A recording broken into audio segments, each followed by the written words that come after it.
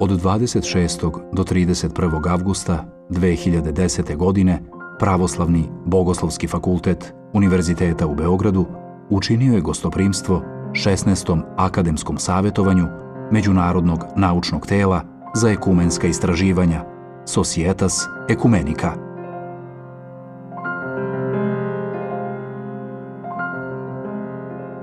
Tokom šestodnevnog programa više od 80 uglednih profesora i istraživača iz celog sveta, istovremeno i predstavnika različitih i najvažnijih hrišćanskih konfesija, razmenili su svoje poglede i iskustva u okviru opšte teme zasedanja: misija i jedinstvo, zajedničko svedočanstvo odvojenih crkava.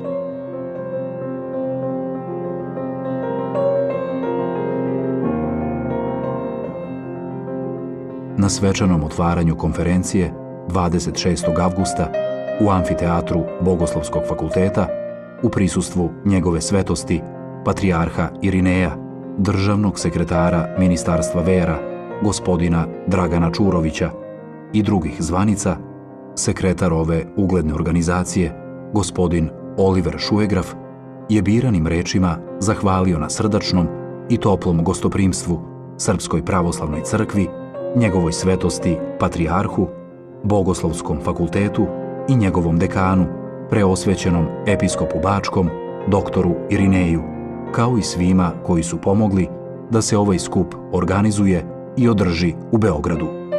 Potom je dekan Bogoslovskog fakulteta, preosvećeni episkop dr. Irinej, u pozdravnom govoru naglasio: Za Pravoslavni Bogoslovski fakultet Univerziteta u Beogradu predstavlja izuzetnu čast i zadovoljstvo to što mu je pružena prilika da ove godine bude domaćin, koji po meri svojih skromnih mogućnosti, ali iskreno i bratoljubivo, pruža gostoprimstvo veoma uglednom Evropskom društvu za ekumensko istraživanje Societas Ecumenica prilikom njegovog 16. akademskog savjetovanja sa opštom temom misija i jedinstvo, zajedničko svedočanstvo odvojenih crkava, a meni je isto tako izuzetna čast i prijatna dužnost da sve vas, članove i prijatelje društva Societas Ecumenica,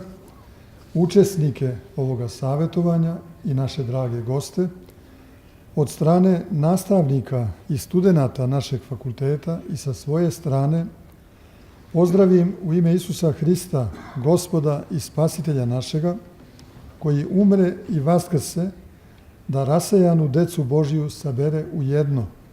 Jovan 11:52.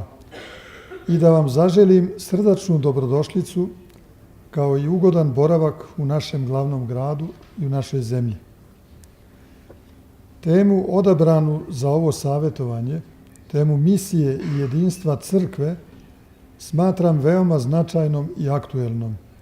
Možda najaktuelnijom temom savremene hrišćanske vaseljene i savremenog sveta, u kojem svega ima više nego jedinstva, a koji gorku realnost svoje verske, civilizacijske, ideološko-političke i svake druge podeljenosti i opasnost dalje antagonističke fragmentacije ne dovodi u bilo kakvu vezu sa crkvom i njenom misijom, a kamoli sa njenim jedinstvom.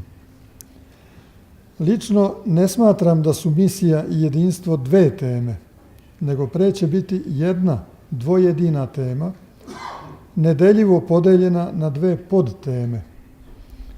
Jer misija crkve se i sastoji u daljem izgrađivanju i širenju onog jedinstva koje je Bog u Hristu Duhom Svetim jednom zauvek darovao, sa vizijom i perspektivom njegovog nezaustavivog istorijskog rasta i eskatološkog ispunjenja u bogočovečanskom svejedinstvu novoga neba i nove zemlje, gde je Bog sve u svemu, a sve spaseno i oboženo u njemu, gde se briše i posljednja granična linija između crkve i sveta, gde blista samo crkva ili samo kozmos, samo neprolazna krasota novog i večnog Jerusalima.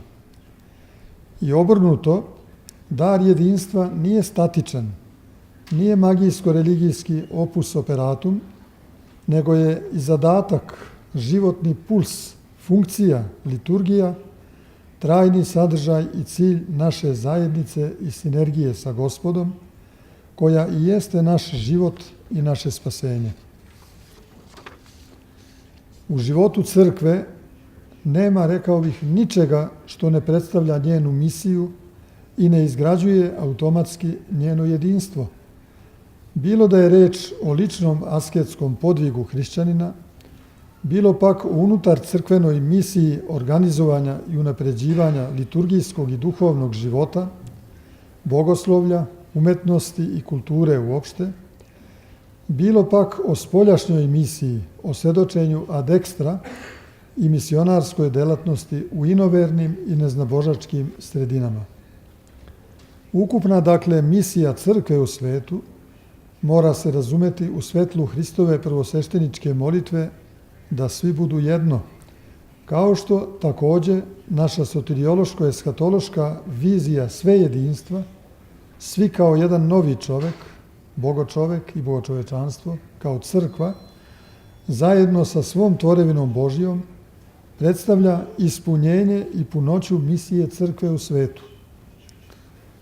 O različitim aspektima ove tako izazovne, bogate, složene i nada sve aktuelne eklesiološke problematike raspravljaće se tokom sljedećih dana, i to iz različitih perspektiva, luteranske, anglikanske, rimokatoličke, pravoslavne itd. Svedočenje odvojenih crkava na centralne teme bogoslovlja mnogo češće je, nažalost, odvojeno nego što je zajedničko. Moja je molitvena želja da svedočenje na temu ovoga savjetovanja bude zajedničko, a ne odvojeno. A ako to nije ostvarivo, onda da bude u mnogo većoj meri zajedničko nego odvojeno. To znači da našem savjetovanju želim uspeh i bogate duhovne plodove, a njegovim učesnicima svaki Božji blagoslov.